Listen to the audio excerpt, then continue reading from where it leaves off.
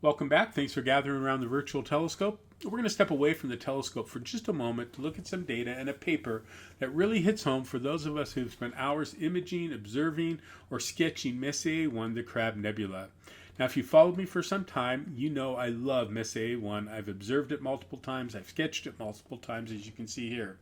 Yep, I love it because it's a supernova remnant. That explains it all. But because of that, it's kind of a mess of history and physics.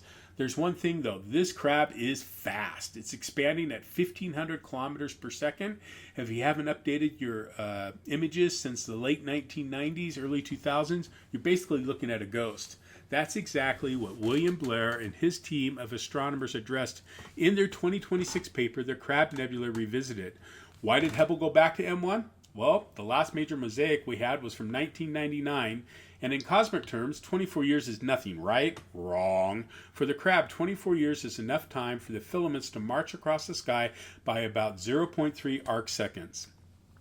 The team realized their classic Hubble images didn't line up with the new James Webb data. When they tried to overlay the IR dust from Webb with the optical gas from Hubble, the gears didn't mesh. They needed a fresh baseline, and they got it using the Wide Field Camera 3 on Hubble. Here's where it gets interesting. They used a specific filter, F487N, which isolates hydrogen beta. When they compared 1999 to 2024, the nebula just didn't look older, it looked different. We're seeing proper motion in real time. Small knots of gas that were there when some of us started our first observing logs have literally dissipated, while new shock fronts have sharpened up. You know the bluish eerie glow that we try to tease out with big aperture on this? The study isolated the cyclotron emission. They found it's shifting and changing shape relative to the stars.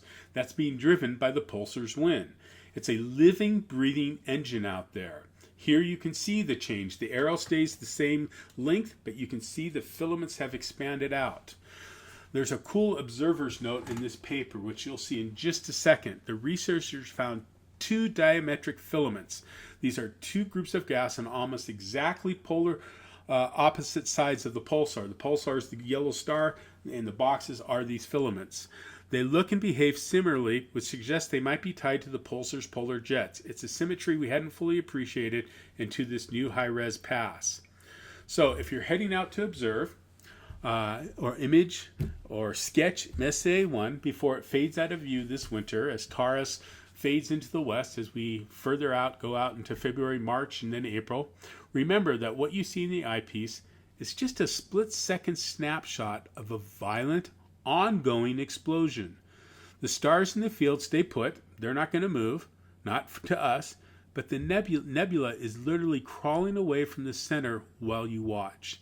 That is a cool thing to think about. There's more an in-depth write-up and links to the article over at EadsyAstronomy. Catch you later.